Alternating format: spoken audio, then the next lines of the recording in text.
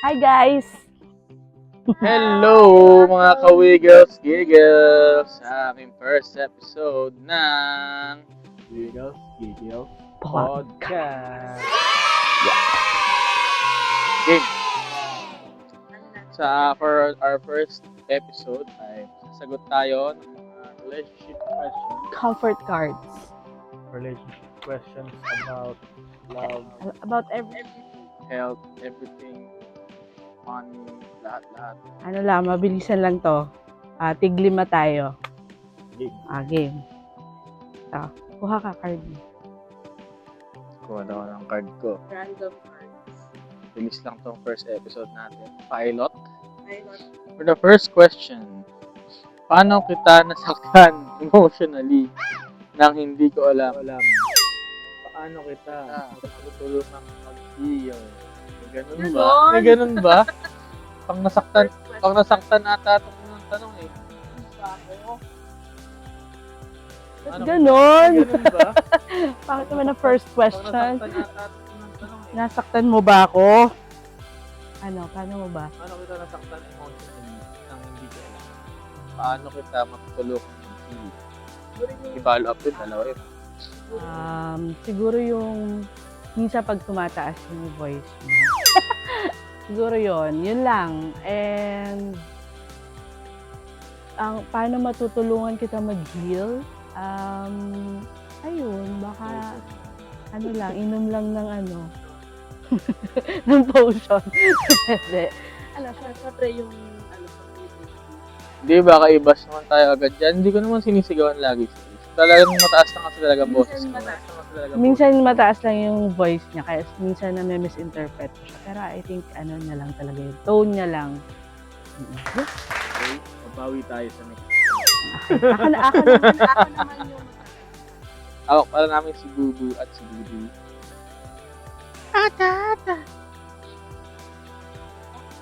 Magtatanong sa'yo. Ang pakit naman ng question. Ano ang mga bagay na nagpaparamdam sa'yo na safe ka sa relasyon natin? Ano-anong mga bagay ang Ano ang mga bagay na nagpaparamdam sa iyo na safe ka sa relasyon natin? ano-anong mga bagay? Ba't ang lalalim kasi ng mga tanong? Ano-anong mga bagay ang Paparamdam sa iyo na safe ka sa relasyon natin? na safe? Actually, hindi ako safe. Joke lang. Hindi, safe ako kasi, nung sa diyan ng karamihan, magtropa pa lang kami ni Ace.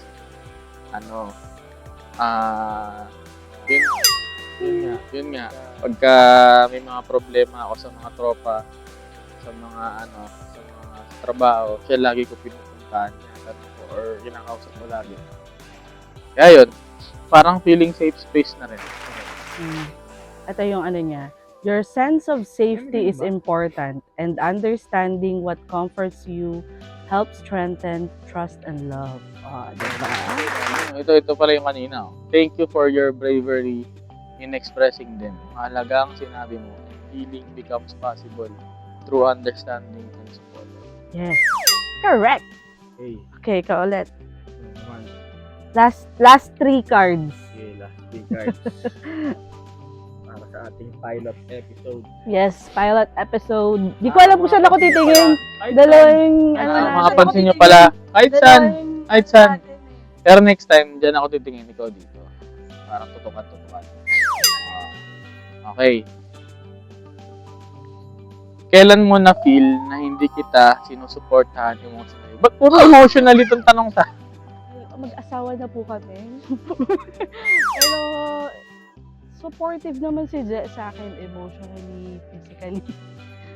Minsan siguro may topak ang mga girls na hindi niya kayang suportahan. So pag mga mataas lang siguro yung hormones. Pero the rest, very supportive kasi. Ito sabi ko, your experience holds deep value and it's important to acknowledge those moments. Talking about this will improve support with each other. Correct. Correct! Hey, last na ba to? Last two. Last two, sa akin muna. Recall an event from our relationship na sobrang nahirapan tayo. Ngunit nalagpasan nating dalawa. Siguro pinakamahirap na sa ngayon na nadanasan natin yung walang yung preparation sa marriage. Siyempre, nung wedding, sa hindi nakakaalam, nag-pandemic. So, mga 3 beses atang na-move yung wedding namin. Pero pinush pa rin namin yung third push na kahit pandemic pa rin.